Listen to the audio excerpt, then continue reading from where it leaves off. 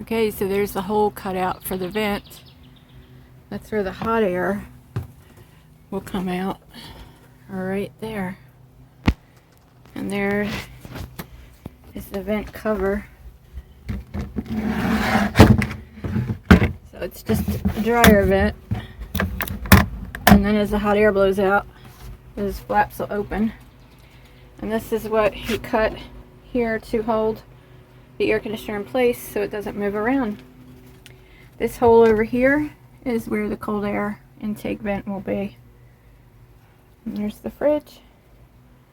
We're getting it done. Sunday afternoon, and this is where we are, getting all the wiring done. So here I can show you what he's gotten done. The electrical is done. That's all set up. I think it's done. Over here, still working on the receptacles back here for the air conditioner. That's where it's going to vent out. And then down there, the mini fridge. There will be a drain tube going out through the floor for the air conditioner to vent. So this is what we got. This goes in the front of the air conditioner for the vent to come, or the air to come out.